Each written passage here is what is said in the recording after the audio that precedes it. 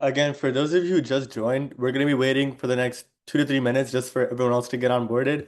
And Melissa, she unfortunately has fallen really sick, and so she won't be able to take the session. So my name is Krish, and I'm going to be taking today's session.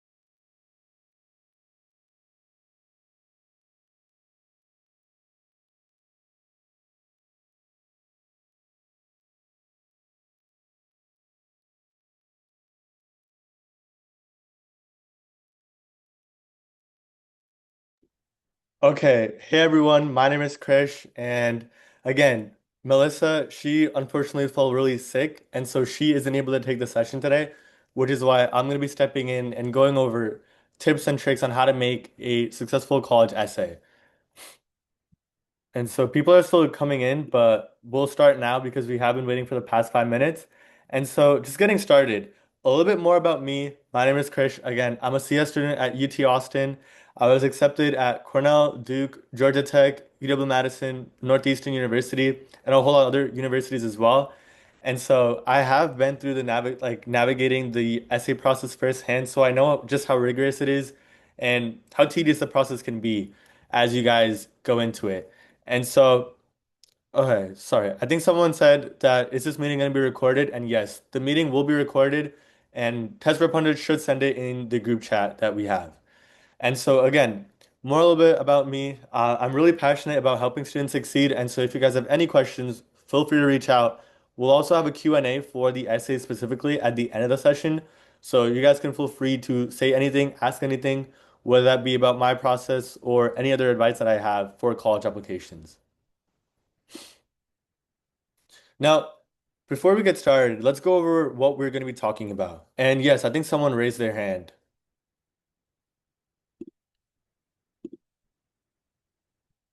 All right, I guess not. But essentially, what we're going to be talking about is again, talking about what makes a successful essay and a successful applicant, reading two winning essays, analyzing essays yourself. So we're okay. I think someone raised their hand. Yeah, go ahead, Vish.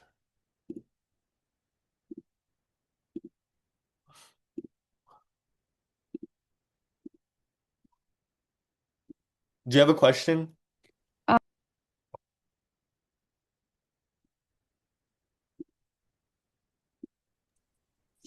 I think you broke out. Sorry, I accidentally raised the hand. Sorry. Okay, all good, all good. Yeah, if you guys have any questions, feel free to put them in the chat, so that way we don't have to interfere. And again, at the end, we're going to be going over an open Q&A.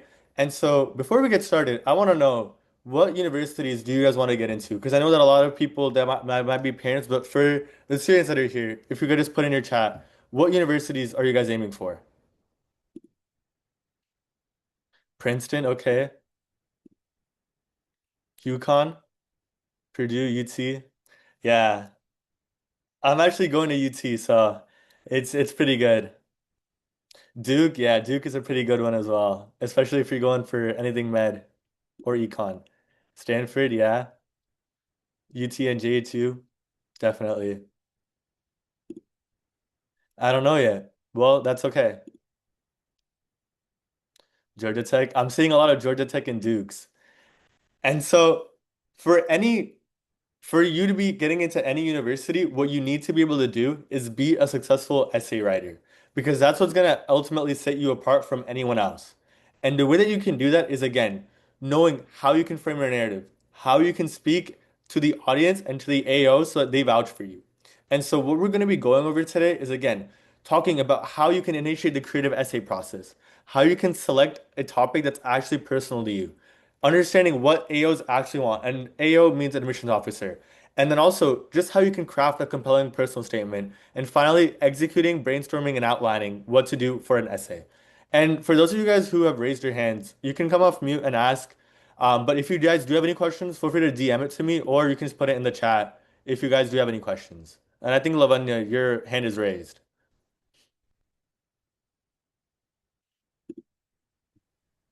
S- so first of all, for me, it's not letting me into the chat.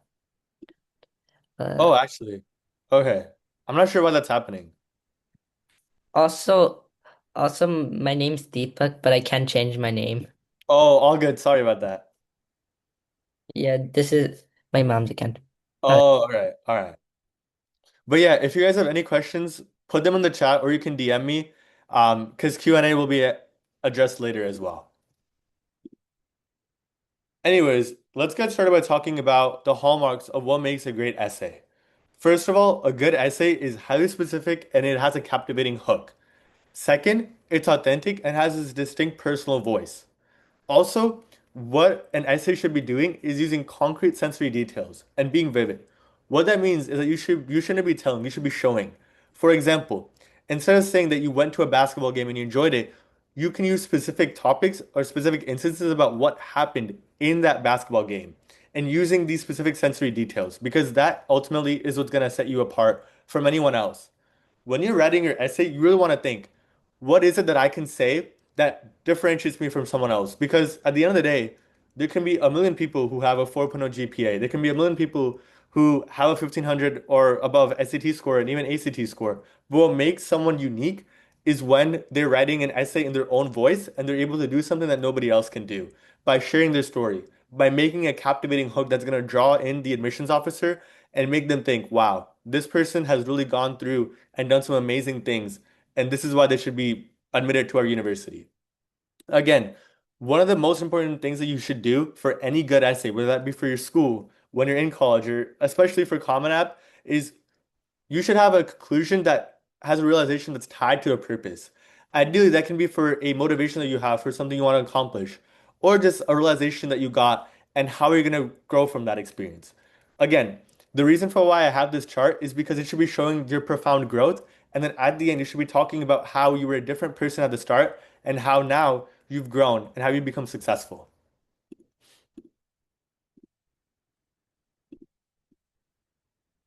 Now, what I want to go ahead and do is introduce two essays to you. The first one is essay number one, which is Be the Salt of the Earth.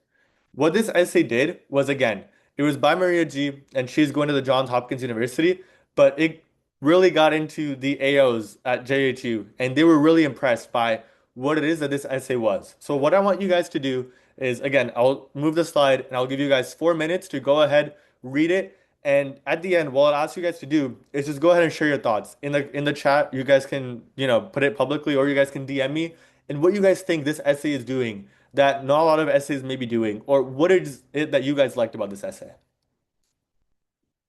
So here it is. Take a moment to read it. I'll put 4 minutes as a timer, and we'll meet then after that.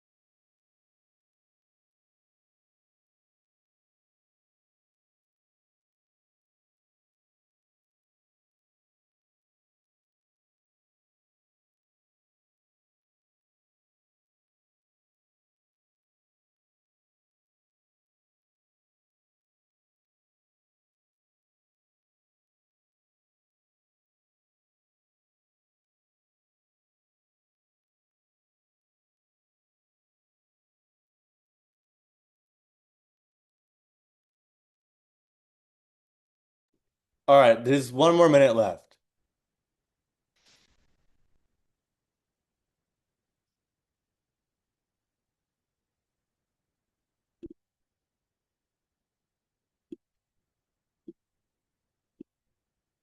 And again, if you guys are done reading it, just go ahead and let me know what you guys thought this essay did well and what you guys think made Johns Hopkins themselves reach out and put this essay on their website.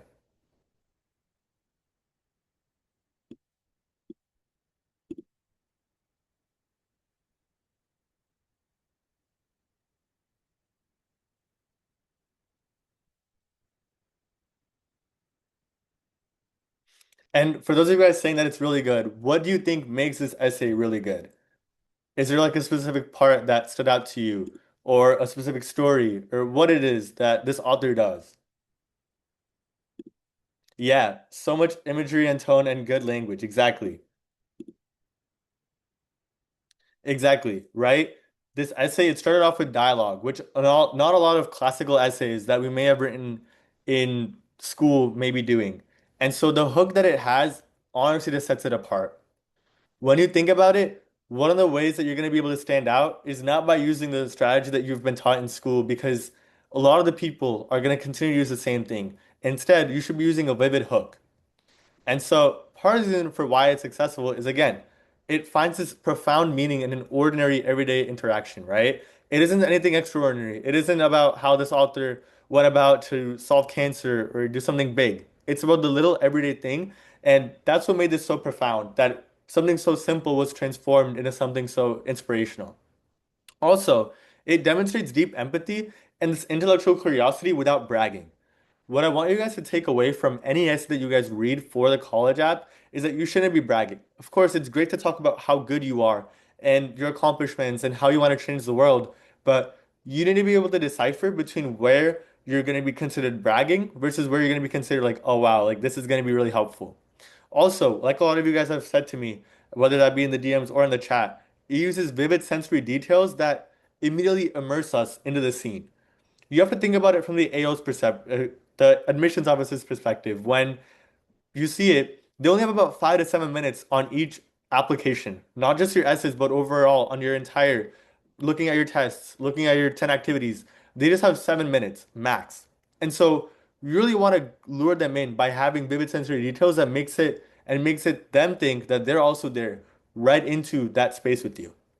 Also, it seamlessly connects a family idiom to future academic aspirations. Part of what the personal statement asks is, what have you done in the past? What have you learned in the past? And how are you going to take that to really benefit you and do good in the future? And this is exactly what it does. It connects this family idiom and it connects this ordinary everyday interaction. Honestly, this mundane object of salt into something that they want to do for the future, which really transforms this essay. So, what I want you guys to take away is make sure that you really use these vivid sensory details. Also, if you can, connect it to future academic aspirations. And it doesn't have to be an ordinary object, but oftentimes you don't have to find this amazing idea. It can come from the most simplest of things that are the most effective. And again, this person got into Johns Hopkins, and now their essay is also on their website for essays that worked. So that's how successful it was. And again, one other thing, don't brag at all. It's good to show your accomplishments, but there's a fine line between where an admissions officer, an AO, will think, oh wow, this person is really good, versus this person is bragging and just trying to sell themselves. There's a thing called overselling yourself, and you don't want to do that in the common application, especially not on your personal statement, because that is oftentimes one of the first things that people are going to read. And you don't want to set off on the wrong tone, because otherwise the AO won't really feel happy to even accept you. They're going to be like, you know what? I have 10,000 other people to read. I don't want someone who's going to be bragging. With their personal statement, really what you're doing is talking about who you are, right? This person transformed this mundane essay, the salt essay, into something transforming into how successful they want to be, what they want to do, what their aspirations are, what they want to do in the future, and what they want to help out people with. And that's what you want to do. Notice how I didn't brag. So please take that with you.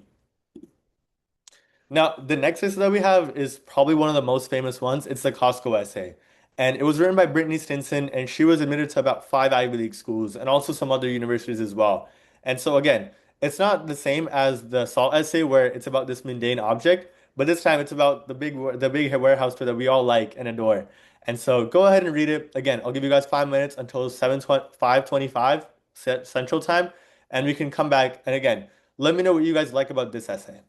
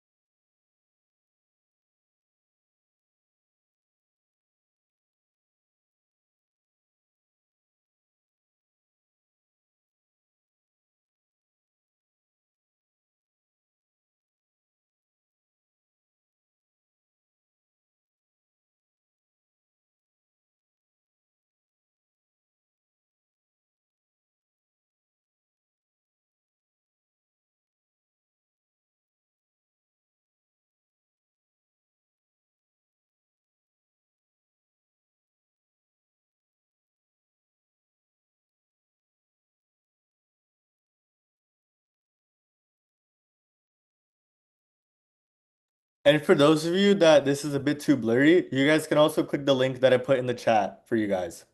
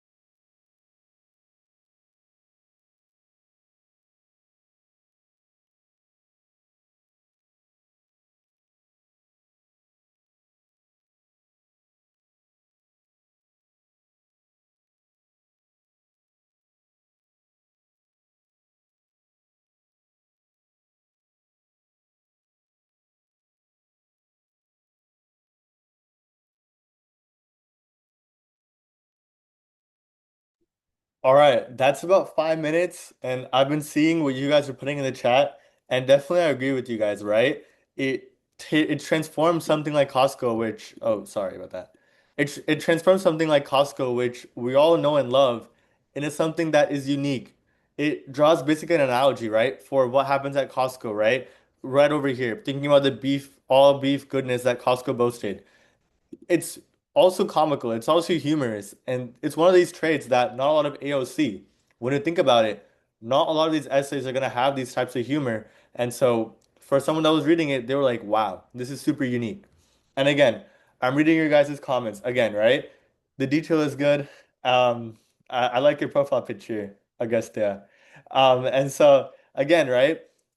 Okay, well, the one that you said, right? But the only thing I noticed was that the author could have added more information.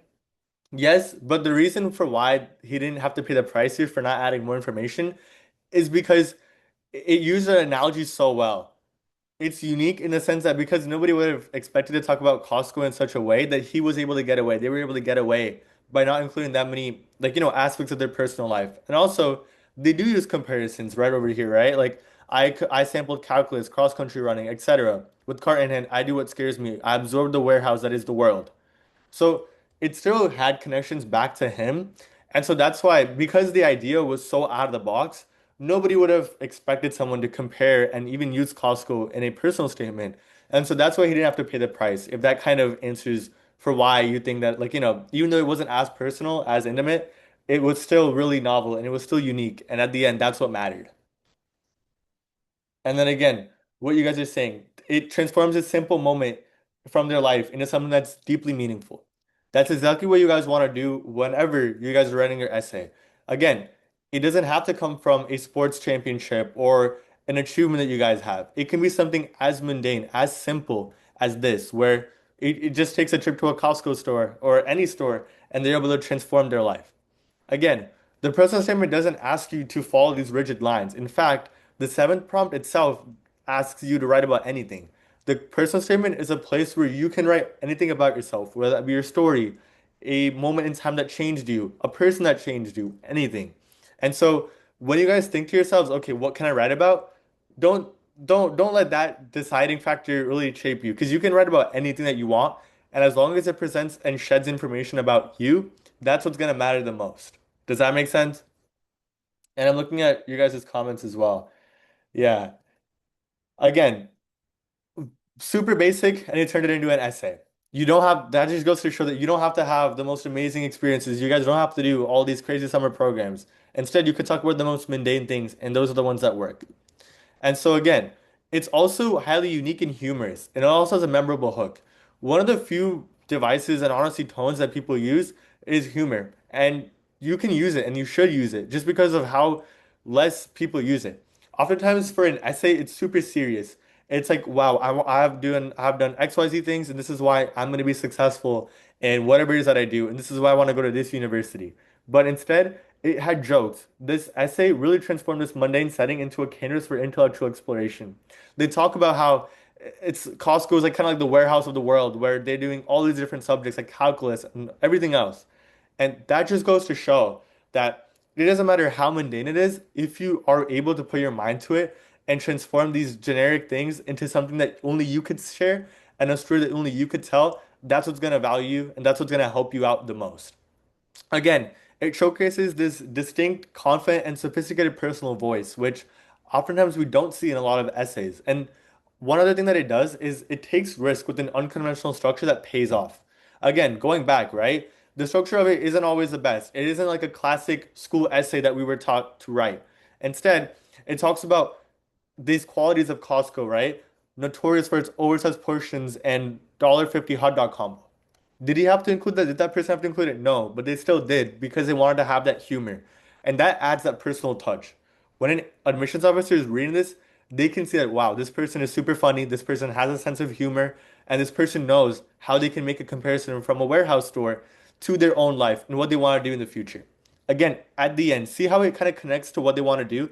My intense desire to know, to explore beyond the bounds of rational thought. This is what defines me. Again, it relates back to Costco across the entire thing, but it shows what they want to do, why they want to do it, how they are a person. So it doesn't let Costco overturn or overrule what it is, but instead they use it as a medium to communicate, and they communicate really effectively. And so what I want to do now is go ahead and turn the tide over to you guys. I'll give you guys about 20 minutes, and what you guys will be doing is coming on this doc, and I'm actually going to put it in the chat, and I'll put 20 minutes on the timer. And what you guys will be doing is reading three of the essays in the document. What you have to do then is identify the great essay, the medium essay, and the bad essay. And what we'll do is we'll come back, we'll talk about each and every essay and see, okay, which one is a good one, which one is a great one, and which one is the bad one. And we'll actually go ahead and also I'll be asking you guys to come off mute or put it in the chat what you guys thought about each essay as we go. So I'll put 20 minutes. Go ahead and look at the chat. That's where both of the essays are. Three of the essays are.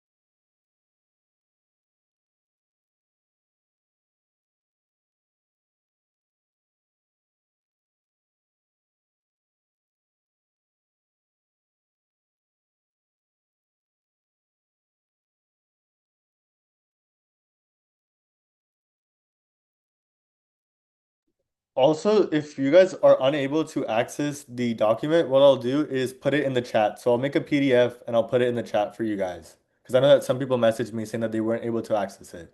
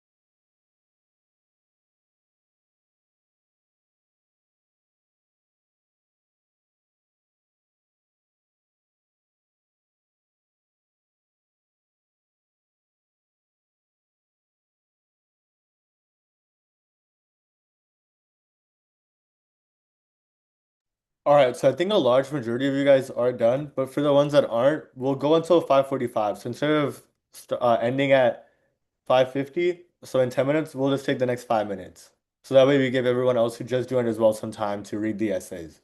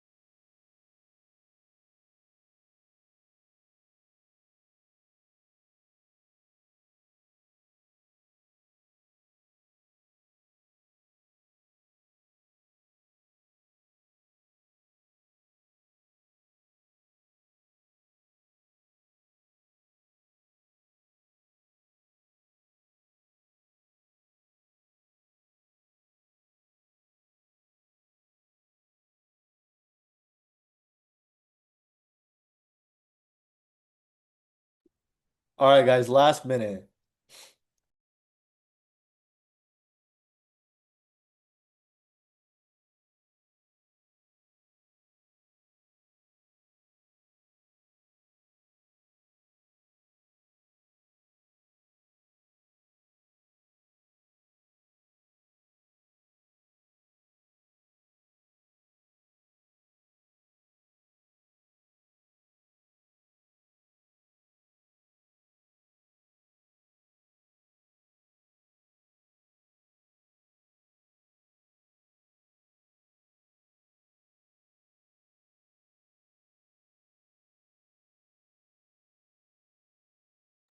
All right, so that's time. What we're gonna do now is just go over each and every one of these essays, okay? So essay one, what are your guys' thoughts? And I know that a lot of you guys already put it in the chat as well.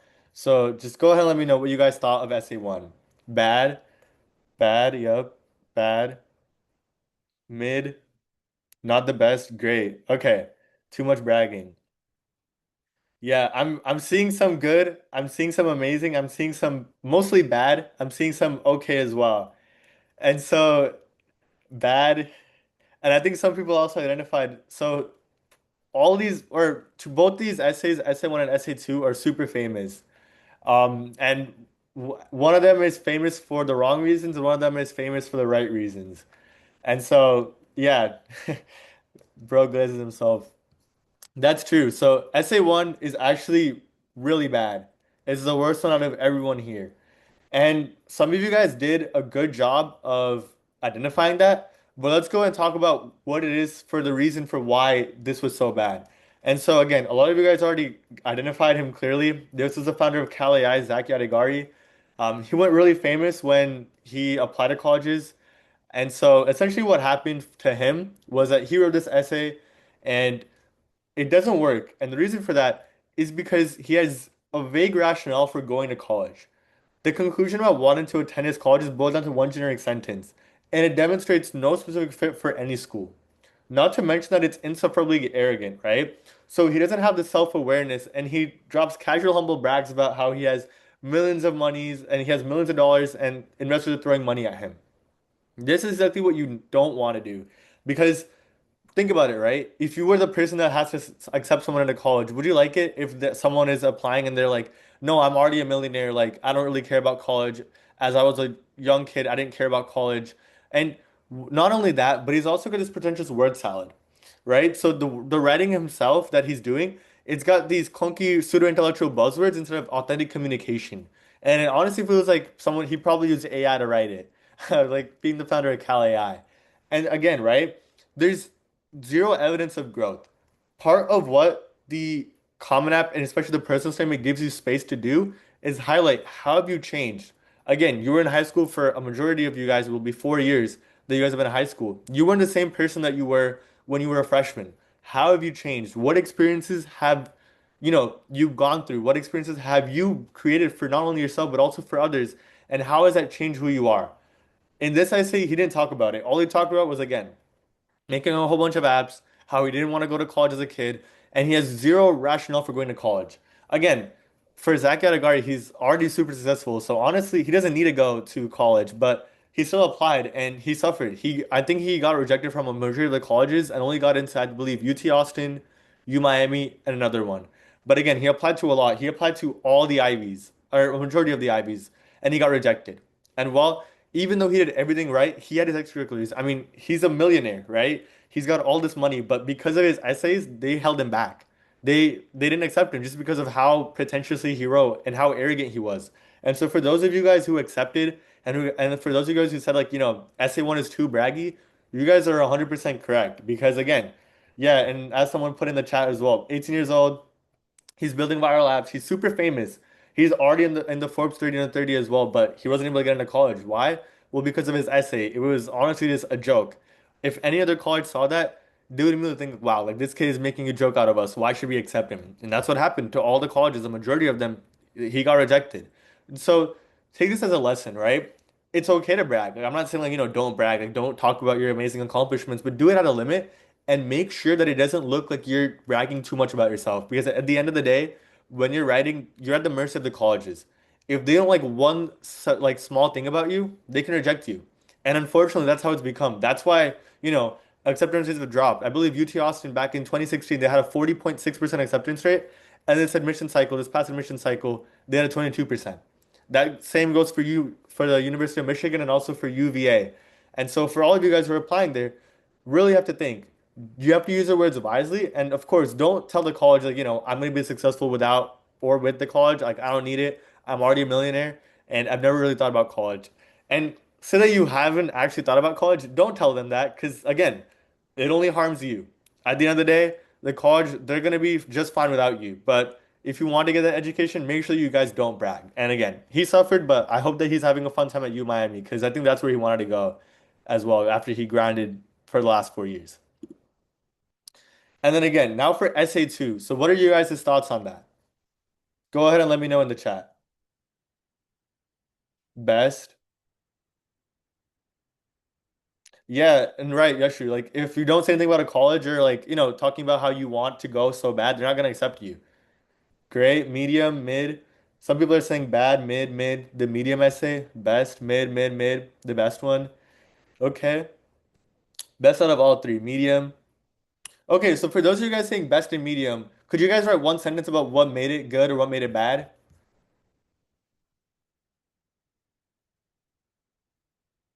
The hook was kind of unique, pure depressed. It showed growth. No person story is tied to the writer's growth.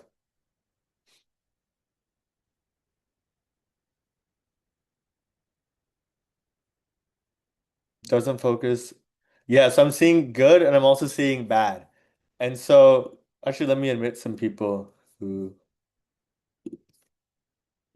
All right, but SE2 is actually the perfect one. And the reason for that, and again, this one's also super famous. Just like Zach Yadagari's essay went famous, this essay was again, I hit the letter S, it became super, super famous. And the reason for that is because it employs this brilliant structural hook that immediately grabs our attention. Nobody would have really thought that, you could write about how you dislike a a letter so much, but it does. And so this is why it's perfect. Additionally, it still has a personal growth. So again, right, it's talking about a letter, but it still has this profound emotional grief, and it talks about it with emotion, with exceptional maturity and grace. When you guys are writing, make sure you guys are demonstrating that you guys are mature. You guys won't believe how many people apply to college talking and using slang in their essays. You guys don't want to do that.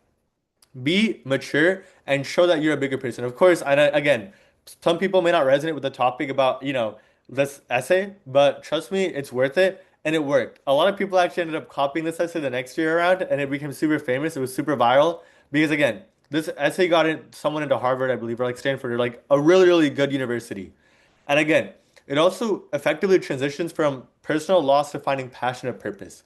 Again, one of the best things you can do with your essay is have this purpose within it. Talking about how it is that you're going to be successful, why you're purposeful, why you want to do certain things. That's always what's going to set you apart. Also, notice how it keeps a tight, focused theme centered on a single linguistic quirk. A lot of the essays that you might see, and even the ones that you might write, you may be inclined to talk about a lot of things. For example, one of the essays that I was reading the other day, it talked about one kid starting off from freshman to senior year. And that's exactly what you don't want to do. Instead, focus your energy and channel it on describing only one specific scene or one specific anecdote or again, one specific letter. If you guys want to, again, I wouldn't recommend that you guys copy it because again, all the colleges will see like, this person's trying to copy the same exact essay because it's so famous now. But again, focus on one singular idea and build your entire essay around that idea or that action or whatever it is that you took to go to that point. And then use some traits as well. For example, if you're demonstrating leadership by doing something XYZ, but try to hone in on one specific aspect in one specific time that you demonstrated growth or you demonstrated intellectual curiosity or something like that, just like this essay does. And that's why it's perfect. And so now for essay three, a lot of you guys are probably gonna know now the last one that's left. But again, why do you guys think this one is mid?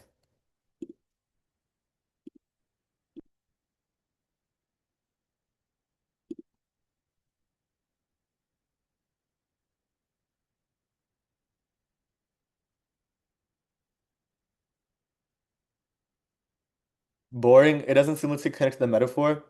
Connection is weak. Yeah, conclusion is not good. Process of elimination, yeah.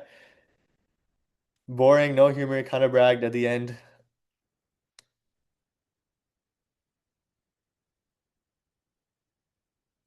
Yeah.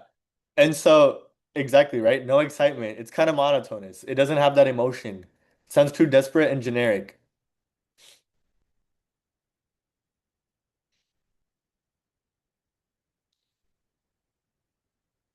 Sounds like ChatGPT wrote it. Grammatical errors. Cars are better, less connected.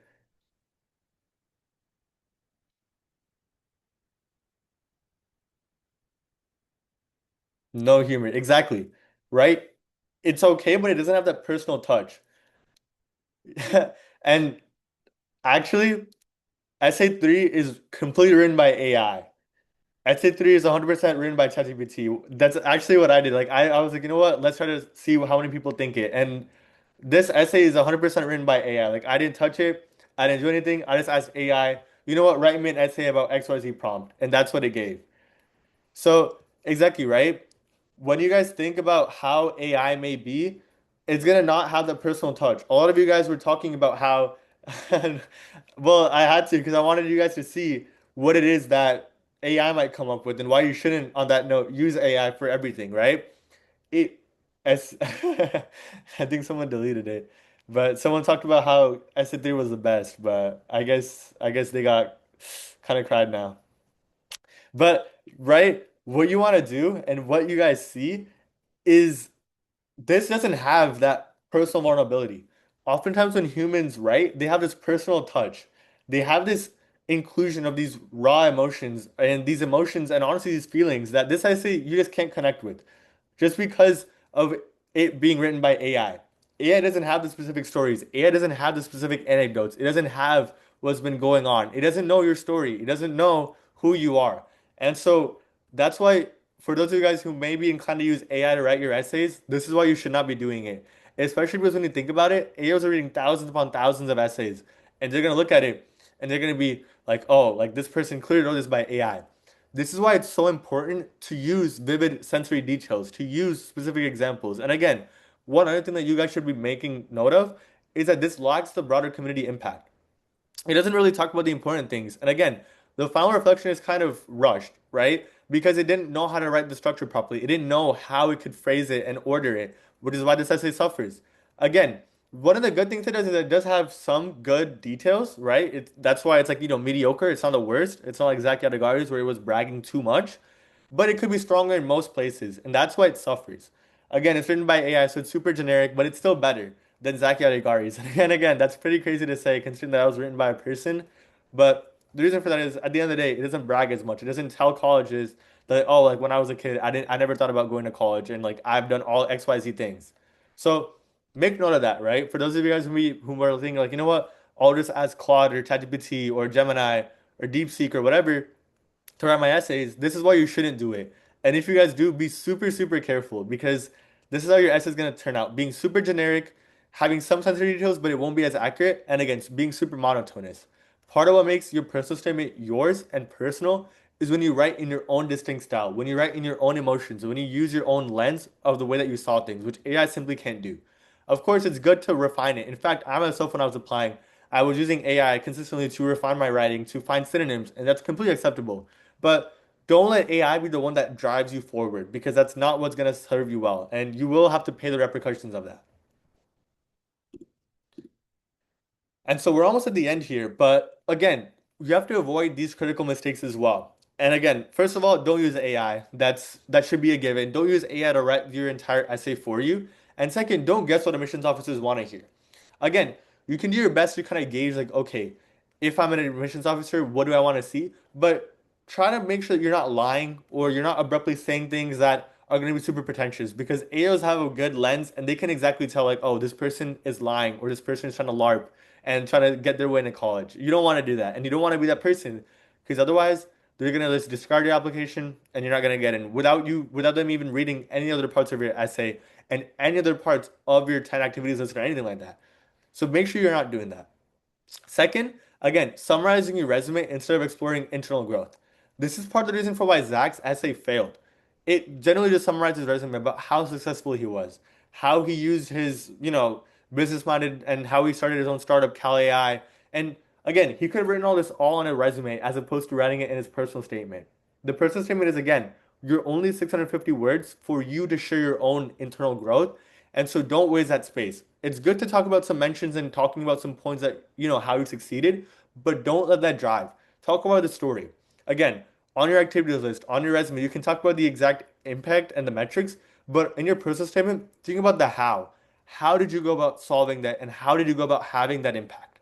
Again, make sure you're not being overly stiff as well or having this heavy academic tone. If that's not like you, again, it counts as pretentious.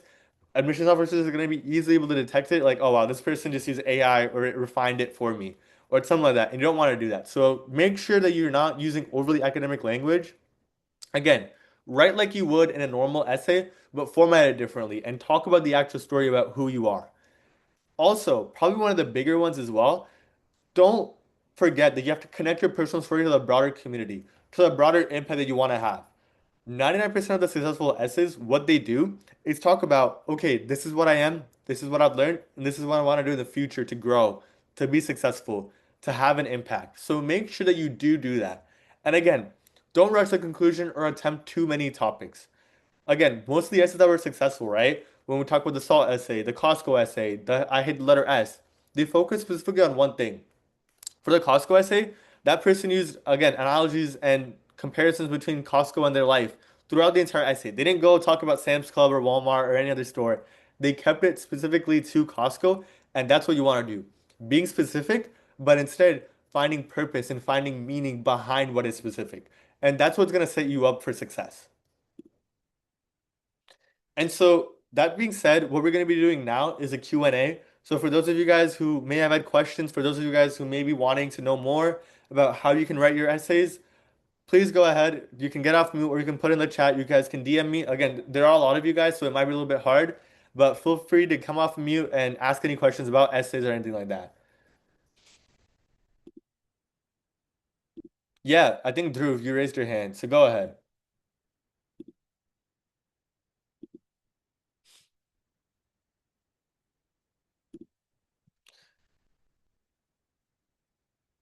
What college did I get into? I got into UT, Georgia Tech, Cornell, Northeastern, Duke, and Northeast and UW-Madison. Yeah. What did I write about in my essay? So my essay was pretty niche in the sense that when I was writing it, I wrote about a specific topic, and that was about me cooking food. So it was super unique, it was super random, and again, I feel like that paid off because I talked about and I connected me making food to me using code. And again, because I'm a computer science major, I connected that to, writing about code, refining my code because I wasn't the best cook. I didn't know how to cook food that well. For my essay, not right now because it won't really be that beneficial for everyone. So I'm not exactly sure if I'd be able to share it with everyone. But again, right? What college did you pick from your options and why? Well, the reason for why I chose UT Austin is because of ROI. And the reason for that is because, again, with computer science, you don't exactly need to have the best of the best. And also, UT Austin is a top 10 school for CS. And so that's the reason for why I chose it. And again, I also you shouldn't add a quote for the first time of an intro. Is that wrong? It depends on who that quote is from.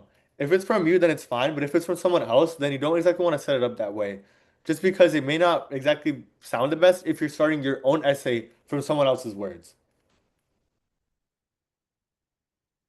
Okay, I'll let the people who have their hands raised as well talk. So Vaishnav, Singham, go ahead.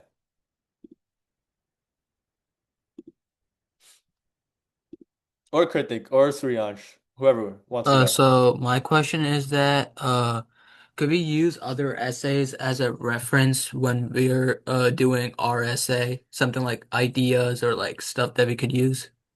So it depends, right? If you word for word copy, that person's essay, then that first counts as plagiarism. You're gonna get blacklisted from not only the university that you applied to, but also the other ones because they might report it to the Common App. So it depends, right?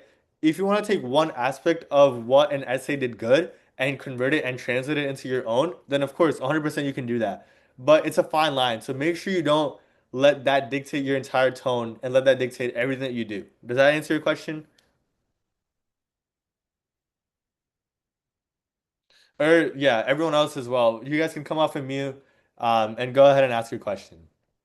I think Kritik, you were next.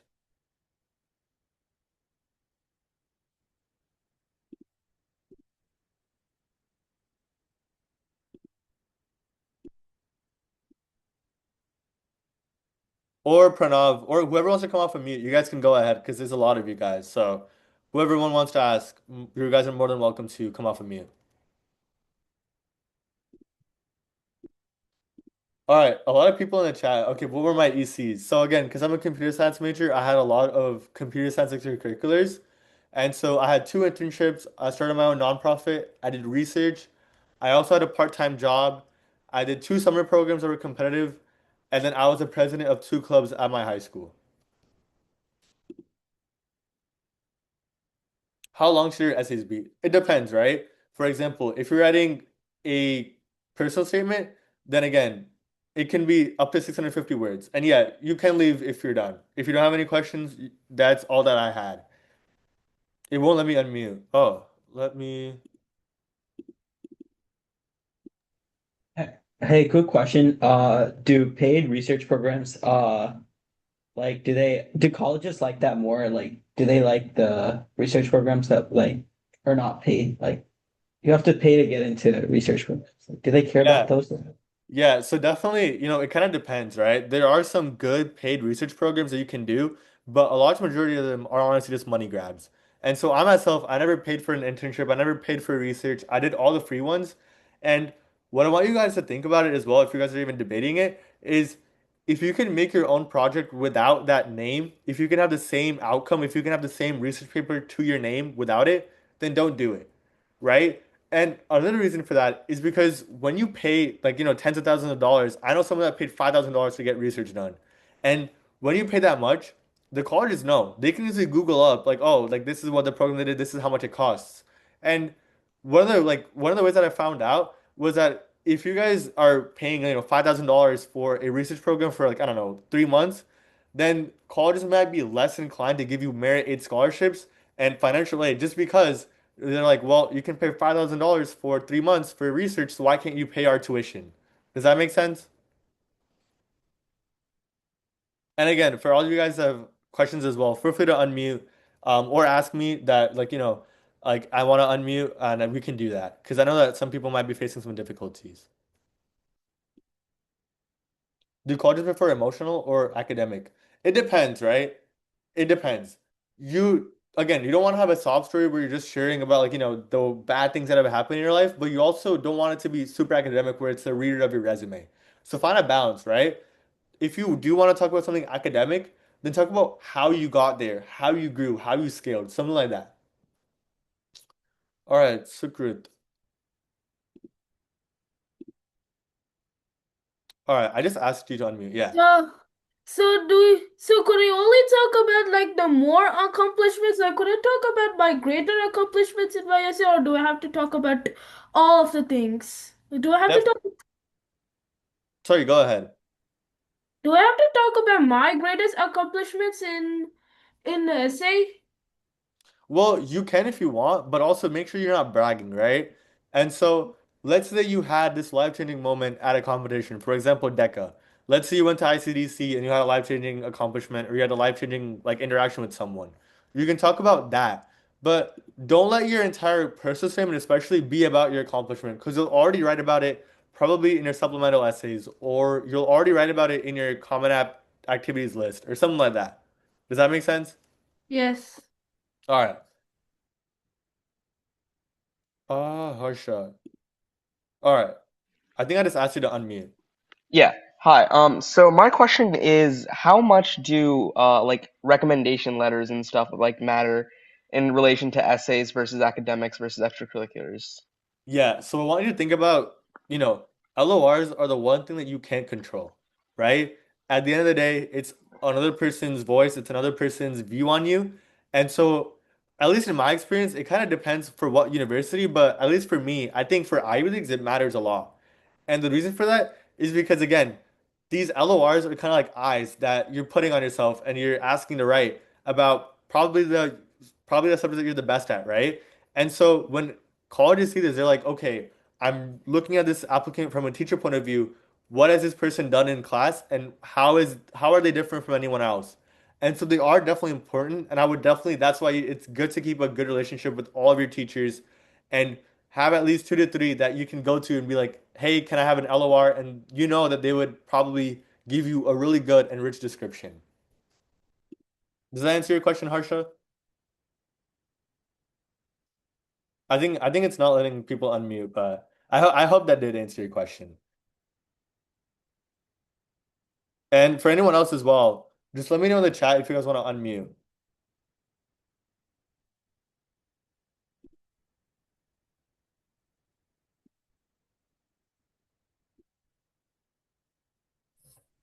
Hello, can you hear me? Yeah, hello? Okay, so I have a question. So whenever you apply for a college, I've heard that there's like something called PIQ, and is that the same thing as the college essay, or is that a separate thing? Yeah. So PIQ is for the University of California schools. Those are personal insight questions. So the way that the University of California schools work, so for example, UCLA, UC Berkeley, UCSD, UC Riverside, all of them, they don't accept your Common App. They accept their own UC portal, and in there, you have to choose 4 out of the 8 prompts, which are UC PIQs, personal insight questions. I believe they're about 350-ish words each, and you have to write those instead of writing the overall 650 word Common App essay and the other stuff. Oh, so if I was in like if I was applying TEC, then I'll only write the PIQs and not the college essay. Exactly. You don't write the big 650 word essay that this was about, like this session was about. Oh, I see, I see. Mm-hmm. Good Does that answer your question. question? Mhm. All right. And so I think Um, Raghu asked to unmute. I had a quick question. Okay. I think that is it possible if you had like a really good essay, but like I guess like not like really bad test scores or academics, but just like normal, is that possible to get in with like an amazing essay? Because I've heard people say that before. Yeah, so that's what we talk about holistic review. Let's you have like a mediocre SAT, mediocre GPA. If you write really well and talk about, for example, the reason for why that was the case, or just talking about your unique story, then definitely your essay can elevate you a lot more. And that does happen with regards to some people with even though they have mediocre stats, they write really well in their essays, they show who they are, and they're able to stand out that much more. Hey, Krish, I have a question as well. Yeah. So, should you talk about like famous people or inspirations that played a big impact in your life, or like talk more about what you have done and how you've changed? Definitely, I think it depends, right? Don't make the entire essay about that famous person because again, your personal statement is supposed to be about you. But if that person had like a profound impact, then go ahead and write about it. Ideally, though, you should think about writing it to yourself and writing it about yourself and what intrinsic motivation you have. Because sometimes, and again, it's all perspective, right? But an AO, they would much rather see how, Tanish, you yourself have helped yourself grow, as opposed to, like, I don't know, looking at Cristiano Ronaldo or LeBron James and seeing, like, that's my inspiration. Like, oh, I look at him and now I'm motivated. Does that make sense? Yeah, All and right, I also think sorry, go ahead. your college essay should be centered around like a specific idea or like a thought, right? Yes. Yeah, okay. Thank All you. right. Yeah, and I think Raghu, you can go next. I'll ask to unmute you because I know you've been waiting. Okay, perfect. Thank you so much for having this call and for answering my question. So I know that a lot of people like they ask to have like a unique college essay with like unique personal experiences, but also have like something that everyone can relate to, and something that's not just like, winning a random competition or something that's like very, I guess, like very unique to you. So those are like two contradicting ideas. And I wonder like how do you really balance that to write a good essay? So that's a good question. And you really should think to yourself, right? Is this going to be relatable? And can someone, like, of course, it's good to have that personal aspect as well, but if you are able to add, one or two aspects where it might be relatable to someone else as well, that's good. But there isn't like a requirement that, like, you have to have this be relatable to everyone. Does that make sense? Like, speak and use your own words and use your own authentic voice because that matters a lot more than you trying to make it, like, relatable to everyone. Of course, steer away from controversial topics like politics, famous people. Like, don't talk about that. But as long as you're using your own voice, I think people will see your opinion and people will see your view and they will respect it. If that answers your question.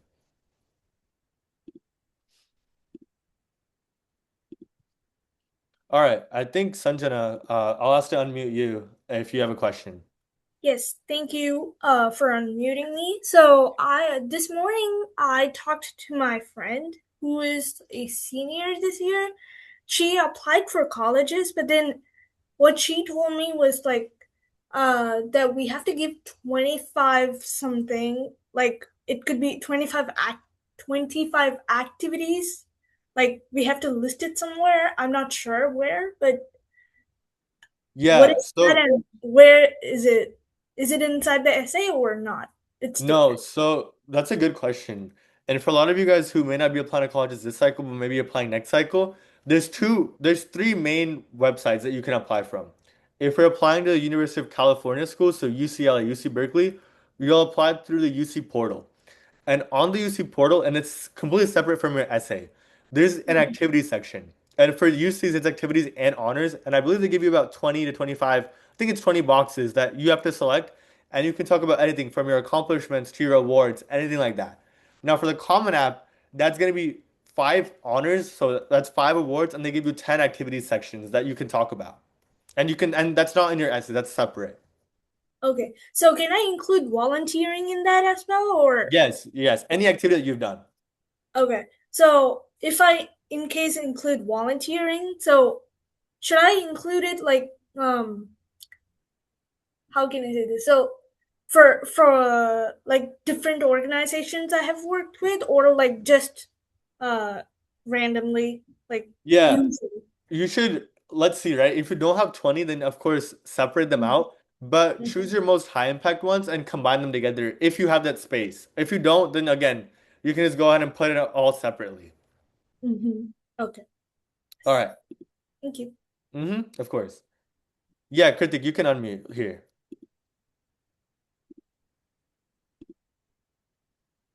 So like my question was, what is like the best way to prove your skills and capabilities? Again, that's gonna be through a combination, right? How will you write? Especially your LORs, I feel like they can definitely speak the best towards your abilities, right? So every single time you ask the teacher for a letter of rec, they'll ask you what qualities, a majority of them will ask you what qualities you want me to highlight. And that's when you can be like, okay, well, I want you to support and read it like, I'm a good XYZ, like I'm good at coding or I'm good at leadership, something like that. Another place is again that activity section. So when you're writing that activity list, you put the position title. You can also tailor that towards, again, these are the qualities that I'm demonstrating. For example, instead of putting software developer, you might put Java software developer. So that way they know that okay, you're using Java. Does that answer your question? Yeah, thank you. Yeah, of course.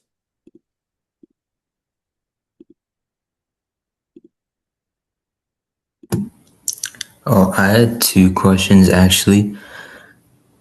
All right. My first question is, where can I like or make a draft for my essay? Is the personal statement prompts like available on Google, and do they change every single year? Or Yeah, so the personal statement prompts never change, and they're also on Google. So you just Google Common App 26, 27 college essay prompts, and you'll find it. okay.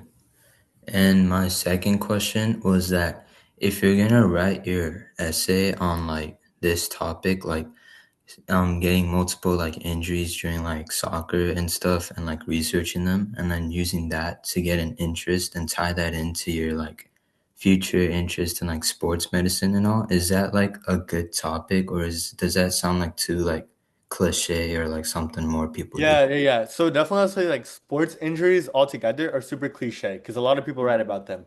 But what you can do is transform that, right? So using that sports injury, but again, you talked about how that kind of allowed you to have deeper interest and deeper insight. So that's how you can kind of transform that from like a mundane topic that's super overdone into something that's unique specifically to you. Okay, Mm-hmm. I good, think the thank you. next person is Trinika. Yeah, of course. And then I think we'll go Praveen and then everyone else. Yeah.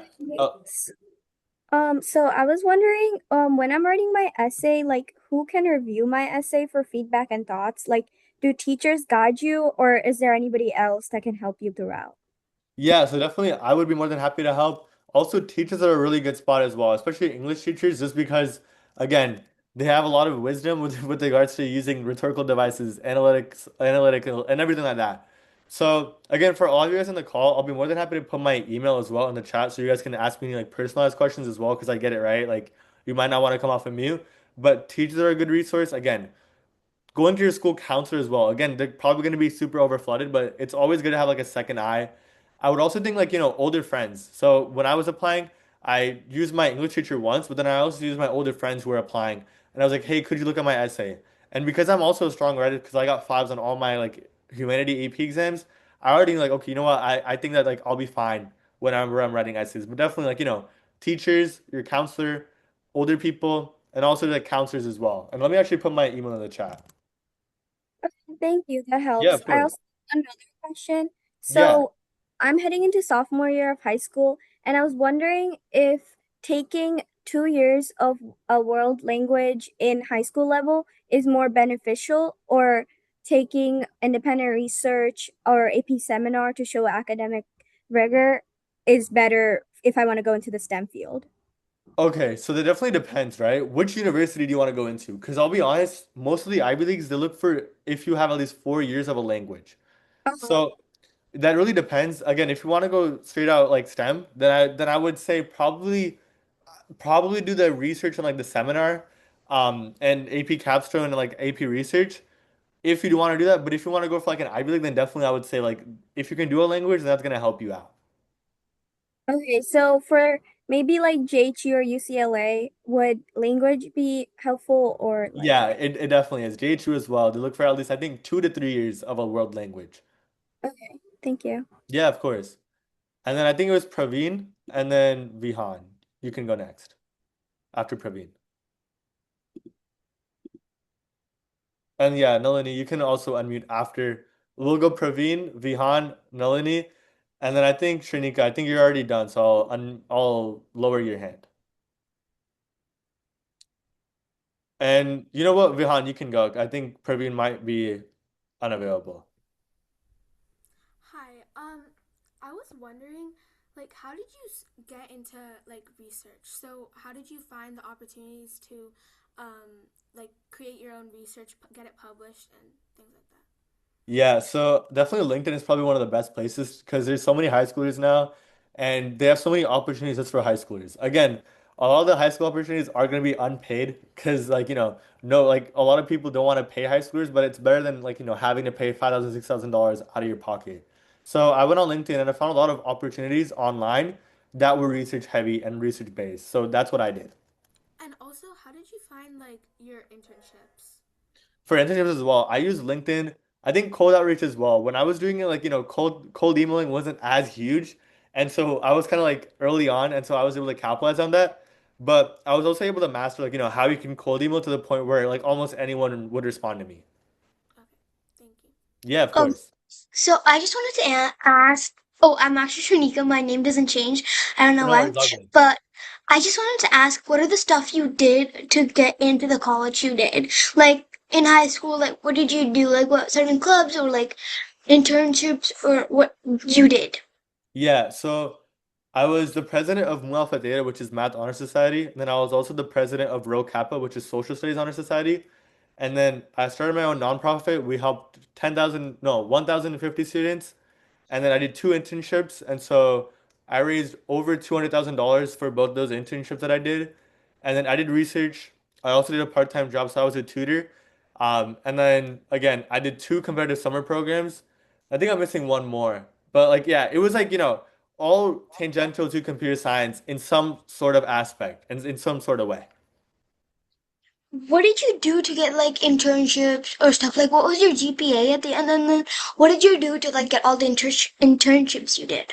Yeah, so again, kind of like the other person was asking before, I definitely use LinkedIn. I use cold outreach as well, so I would cold email a lot of people. I think I emailed at least like 100, 200 people, and I heard back from about 20. So that was actually pretty good. I wasn't expecting that. And again, LinkedIn has great resources. Like, there's people posting, high school opportunities daily, and so you can definitely leverage that. And my GPA in high school, it's always been a 4.0, so I always had a perfect unweighted GPA. So last question. How did you start a non-profit organization? Yeah. So there's a lot of different resources that you can use. You can use Hack Club. You can also just start your own. And when you say nonprofit, you don't have to have a 501(c)(3) registered. You can honestly go ahead and as long as you have an idea, you can publish a website. It's easier than ever, right? To vibe code a website. You can put it up, and as long as you have an actual meaning and as long as you have an actual purpose for why you're doing something, you'll be successful. Okay, thank you. Yeah, of course. All right. I think the next person was Nalini's iPhone. Like, I'm not sure. I don't know your name. I'm sorry. But I'll ask to unmute you. Okay, so I had like two questions.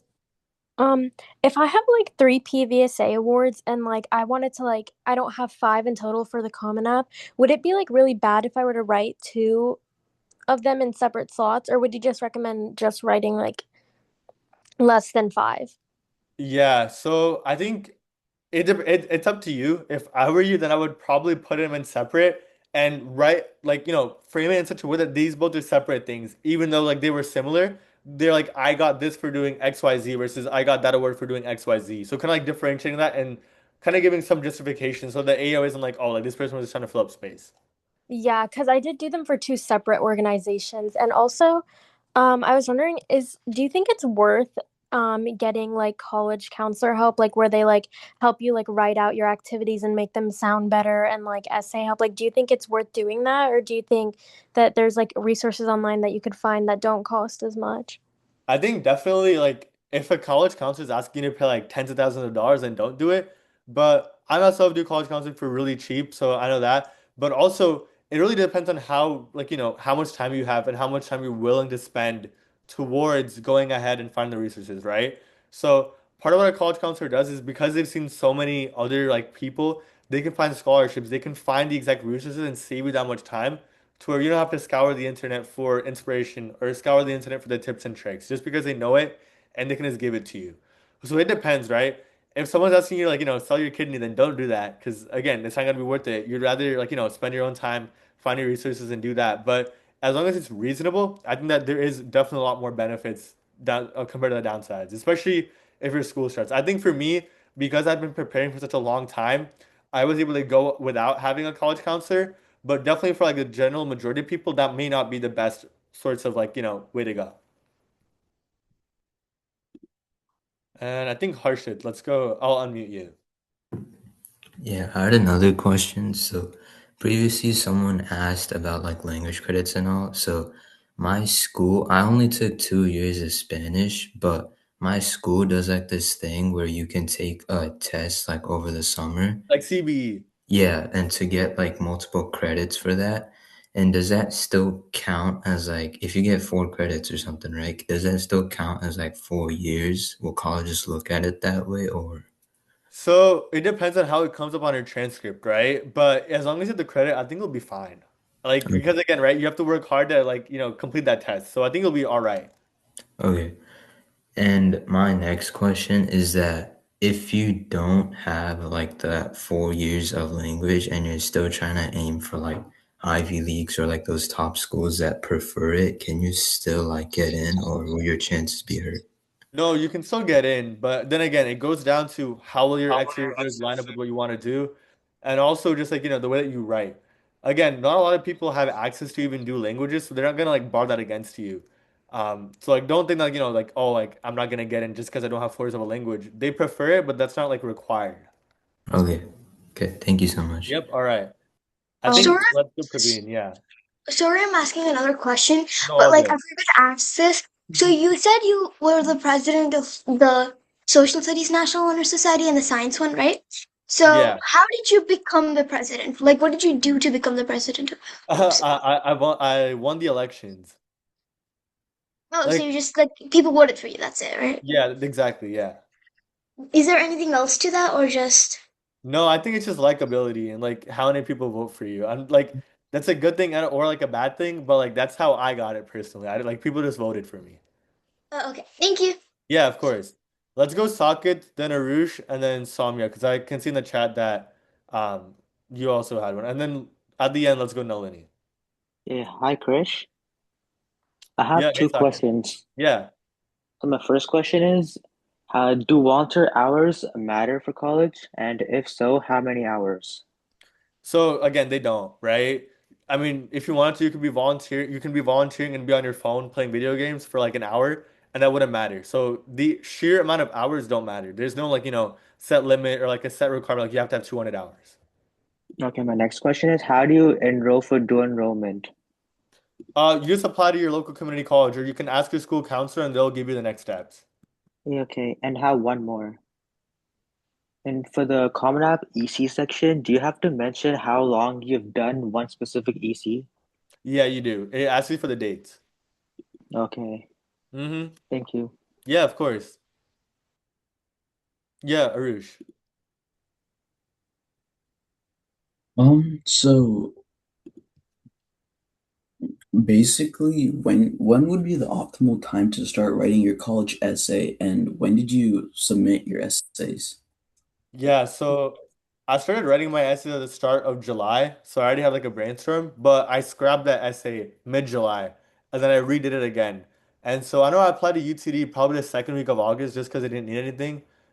I applied to A&M like a week before like the free application a week, so that was like the end of September, and then I heard back within like a week, and then for all the other ones because they were not rolling, I just kept on applying before the deadline, like a day or two before the deadline. Okay, and one other question. For my essay, sh can I like start off with something that like interests me and then um transform it into like and then continue into like what I did, kind of like a passion project about it, and then like continue that into like what I like want to do for the future? Yeah, definitely. And again, right, talking about the why is going to be helpful for your personal statement. All right, thank you. Yeah, of course. And I know that a lot of people are asking questions, so what I'll do is I'll give you guys my email in the chat because we are out of time, unfortunately. But I want to make sure that everyone that has their hand raised and said that they're gonna talk, I want to get through all of them. So I'm not gonna be taking any more, but the people that did raise their hand, I want to like value their time. So I will continue to take your guys' questions. So I think Neha, you're unmuted, so go ahead. Okay, so I know that Common App tells you to add like 10 activities to it. So is it okay to just add like 6 activities that's like the best, and or do you have to like fill up all 10? No, I think if you have 10 activities and put all 10, if you don't, then again, there's nothing you can do, right? Mm-hmm. Try to fill it up just because like, it's kind of hard to believe that like, you've been in high school for the past 4 years and you don't have 10 activities, but if you have only 6 but they're really good activities, then again, keep it. I do though try to see if you can even find like filler activities at the end and fill that out. Okay. So is it so I know there's like a lot of online courses that you can do and get certificates. Yeah, you Like can definitely put that as well. yeah, I'm just asking if it would be better to do something like that, or like an activity like a website building or volunteering is better than like having a certificate from online course. Yeah, so it depends. If the certificate has like an acceptance rate, then that's good. Otherwise, you can just put like, building a website or having like this project that I did, something like that. Okay. Mm-hmm. So also like the final question, so the number of hours that you volunteer doesn't matter, right? It No, doesn't it have to be doesn't. The like impact okay. does though. Like what you did in Ah, that okay. time. Mm-hmm. Okay. Thank you. Yeah, of course. I have a question. Yeah. Yeah, so I like kind of started a organization or nonprofit, but the idea like based like around it is really uncommon. So like my nonprofit is basically like I put summer camps for kids teaching like Model UN, and I go to schools and like start clubs there. And I don't know if like is that something worth talking about in college applications, or is it something like it doesn't have like it has an impact but it doesn't have like as much of an impact as a real nonprofit? No, I like what's deciding between what's real and what's fake, right? At the end of the day, the impact is what matters. So it doesn't like matter like, if you have like a official registered 501(c)(3, what matters is how many people you've helped. Okay, thank you. Mm-hmm. Yeah. So let's go. I'll ask, yeah, everyone who has their hands up, go ahead and unmute. And this will be the last 4 people that I take. Okay, so this is more of a little personalized question, but throughout high school, I had like a pretty bad counselor that wouldn't let me take as many APs, so that conflicted how many AP exams I've taken, but I've taken a lot of dual enrollments. Do you think that's still like good for college if I don't have as many AP test scores to submit? Like I have taken the classes, but just not the tests. Yeah, no, all good. Again, that's unfortunately something that happens super commonly. So yeah, you can definitely the dual credit and AP are the same. It's just that dual credit gives you in-state credit. And so you'll be all right as well by saying like, I've taken dual credit, even though you don't have to take the test. No. The test only helps you for actual college placement. That's the only thing. Okay, thank you. Yeah, of course. Yeah, Navina, I think you're Yeah, unmuted. yeah. Can we use family member names in the essay for Yeah, of course. authenticity? Okay, Yeah. thank you. Yeah, of course. Hi, okay, so I have a question. I have two questions actually. So the first one is like, I have like a couple like CS or like cyber certifications because I want to go into that. So I have like CompTIA and that kind of stuff. And I don't have as many like honors or rewards or yeah, awards. Can I like put like Your some of my certificates? certifications there?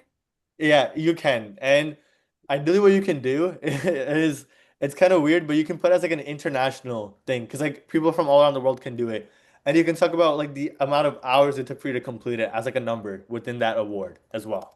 Okay, thank you. And then my other question is like I basically did Girl Scouts for like all of elementary school and then some of middle school, but like my troop fell apart, so like we kind of couldn't continue it.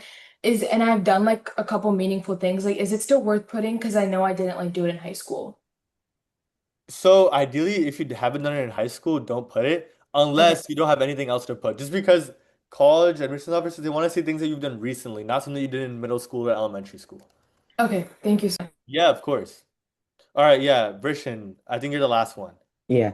So I have two questions. Can you hear me? Yeah, I can hear you. Okay. So the first one, I'm going into freshman, and my teacher sometimes tells me that I have to go into like the deeper meaning of stuff. So what would you recommend? Like tutoring? What do you mean by deeper meaning of stuff? Like she asked me to explain more. Like whatever I write, she says I have to like find the deeper meaning and that I don't go Oh, deep okay. enough. Yeah. Yeah. So what you can do if that's the case is again, you're still a freshman, so you still have a lot more time than you think. But honestly, like trying to find the deeper underlying meaning, right? What you can do is just ask yourself, like, okay, what am I reading and why am I reading it? What's in front of me? What do you think the reader has to do?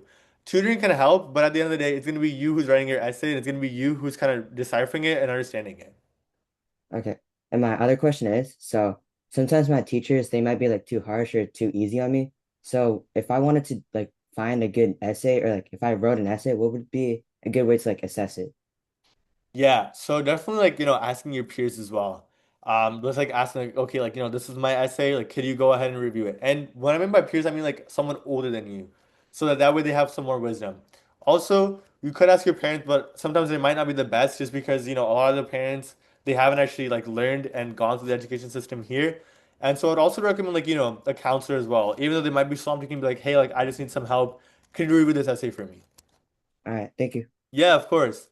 And that's all the questions, everyone. Thank you guys so much for your time. And I've already sent my email in the chat. But again, if you guys have any questions, feel free to reach out. And it was an absolute pleasure. And also, thank you, Tana Events, as well, for sponsoring this event and just helping us coordinate and just help out. And we really appreciate it at Test Prep Pundits. But that's essentially it. Thank you guys so much for your time. And yeah, well, that's it. Yep, see you guys.